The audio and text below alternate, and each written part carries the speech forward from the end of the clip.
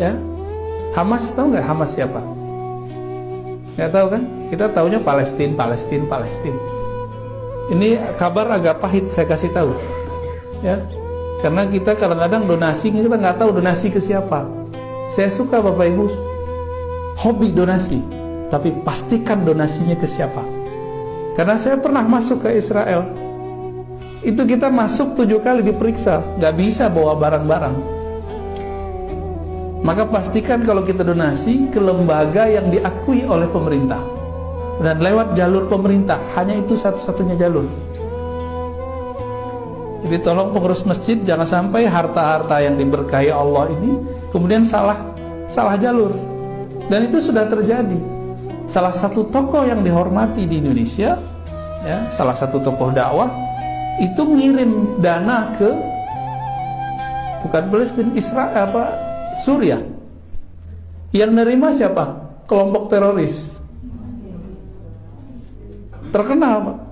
Itu karena beliau mungkin tidak tahu, nggak ditangkap. Kalau beliau sadar dan tahu, itu bisa diperkarakan masalah terorisme. Saya yakin mungkin beliau tidak tahu kali, mau bantu-bantu aja. Tapi yang nerima kelompok teroris. Ya kita berhusnuzon. Jadi di Suriah itu pertengkaran itu lebih dari 10 kelompok bersenjata. Nah, sampingnya Palestina.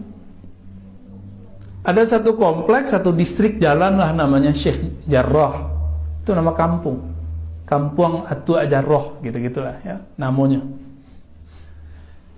Itu tanah konflik.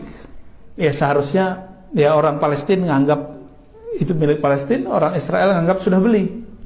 Tapi suratnya nggak tahu. Nah, ini masih simpang siur. Maka diusirlah kawan-kawan kita, sahabat-sahabat kita dari kampung Sheikh Jarrah itu, dekat dari Masjid Al-Aqsa. Itu Masjid Al-Aqsa depannya yang jaga orang Israel, pintunya. Jadi Palestina itu nggak ada dalam peta mereka.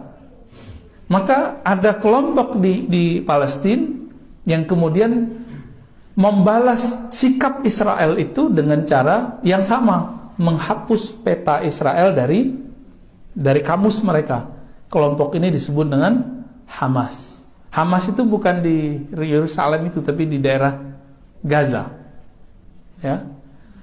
Hamas itu dulu sempat berpolemik dengan presiden yang lama, Perdana Menteri presiden nyebutnya, Yasser Arafat, presiden ya. Ya.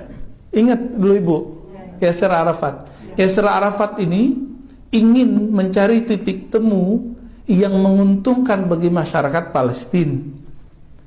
Dan menurut beliau setelah lama berjibaku dalam hal ini, jalurnya cuma damai. Tapi kelompok Hamas menolak. Karena bagi Hamas, siapapun yang berdamai dengan Israel berarti dia antek Israel. Nah, ini logikanya sudah nggak nyambung.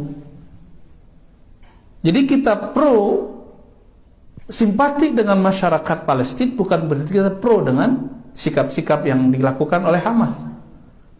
Hamas kemudian sampai hari ini menganggap siapapun Muslim Palestina yang ingin damai dengan Israel itu antek Israel dan boleh dibunuh.